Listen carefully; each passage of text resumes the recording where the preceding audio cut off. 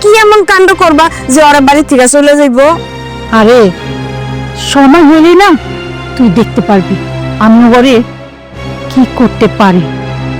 তুই এখন যা, ঘরে যা, 2-3 দিনের ভিতরে ওখানে নিয়ে বাইর থেকে বাড়ি করে আছে আমি। যা, তো আমি ঘরে যাইতে বলছি, তুই ঘরে যা। মা, তুমি যা করার তাড়াতাড়ি করো, নাহলে কিন্তু আমি সত্যি সত্যি তোমার জামাইয়ের ডিভোর্স দিয়ে দিম। পরে কিন্তু আমার দোষ দিতে পারবে না, কয়ে দিলাম। এই তুই এত কথা কষ্ট লিগা, হ্যাঁ? তোর আমি কইছি না তুই যা, তো ঘরে যা। কইলাম না তোর ঘরে যাইতে? কি অবস্থা, কি যে জ্বালার ভিতর আছি না আমি নিজেও জানি না। নিষেধ করছি তো আমার কথা শোনে নাই, এখন শুধু ঝগড়া করে।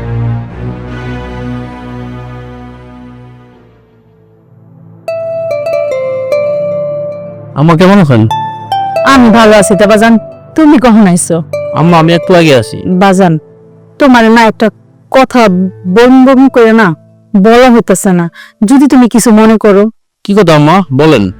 না, বলতেছিলাম কি, তোমার যে ভাই আর ভাবে আসলো, তারা তো অনেক দিন হলো আসছে, কিন্তু হ্যাঁ না যাইবো করবে, কিছু কইছে তোমারে? আম্মা আমি তো বলছিলাম ভাইজান থেকে গ্রামে আর যাওয়া দরকার নাই। ভাইজান কইতাছে উনি শহরে থাকতে পারবো না, গ্রামে চলে যাবো। কি কর বাজান? আরে বাজান তুমি বুঝতেছ নাকি, যারা গ্রামের মানুষ হ্যাঁ গ্রামে থাকতে তো ভালো লাগে, হ্যাঁ ওই শহরের ঝানঝট চিল্লা চিল্লি হাউ কাউ এগুলো খুব ভালো লাগে না। হ্যাঁ যখন যাইতে চায় তাহলে যাক না, তুমি আবার বাধা দিতেছো কেন? আম্মা শোনেন, আমার ভাইজান আমার জন্য সারা জীবন কষ্ট করছে, আর কত করবো?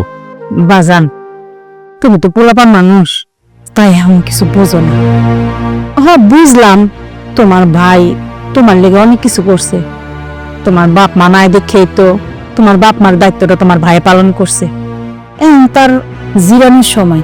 কিন্তু বাবা একটা কথা তুমি চিন্তা করে দেখছো, তুমি ঢাকা শহরে থাকো, ঢাকা শহরে কত খরচ, বাড়ি ভাড়া বাজার ঘাট কত কিছু।